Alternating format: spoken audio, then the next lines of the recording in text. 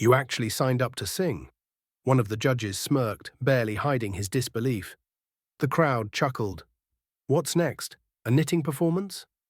All eyes turned to the frail elderly woman on stage, dressed in a faded floral dress. She clutched the microphone with both hands. Her voice didn't answer, but her eyes did. Calm, unshaken, fierce. Her name was Eleanor, 82 years old, a retired librarian. She saw a flyer at her local community center. Talent show, all ages welcome. That was all she needed. No fanfare, no family in the crowd. Just a quiet woman with a promise to keep. Backstage, the crew whispered jokes.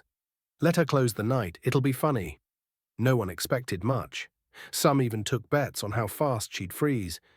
But Eleanor hadn't come for them. She had come for him. Walter, the man she sang to in a smoky jazz bar in 1952, the man who never came back from war. I just want to feel him again, she'd whispered to the young stagehand, just once more. The mic crackled, the room stilled, and then she began to sing. At Last, by Etta James.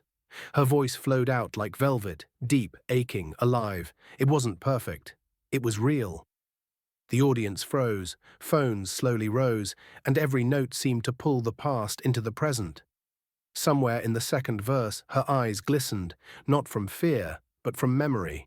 When the final note fell, the silence was thunderous. Then a clap, another. Then the whole auditorium erupted into a standing ovation. The same judge who mocked her, on his feet. Grown men wiped tears. Teenagers looked stunned. Eleanor simply bowed, smiled, and whispered into the mic. For Walter. She didn't win. Some magician with smoke and mirrors took the prize. But the next morning, a shaky phone video of her performance hit 3 million views. Comments flooded in. My heart needed this. She reminded me of my grandma. Talent like this doesn't age. TV stations called, interview offers poured in. But Eleanor didn't care for fame. What moved her most was a letter delivered to the center the following week. Dear Miss Eleanor, my name is Thomas. Walter was my grandfather. He died before I was born. No one talked much about him until I saw your video. I didn't know he had someone like you. Thank you for singing. I'd love to meet you. Your biggest fan. They met that Sunday. She gave him the locket she'd worn for 60 years, with Walter's photo inside.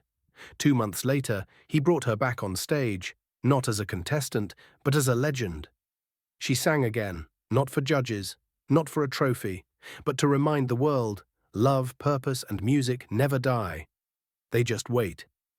Eleanor passed away peacefully that spring. The community named the stage after her. And now, every year, the final act of Talent Night is sung by someone over 70. They call it the Eleanor spot, because sometimes the one you laugh at becomes the one you'll never forget. If this story touched you, subscribe the channel and hit that like button and drop a karma in the comments below.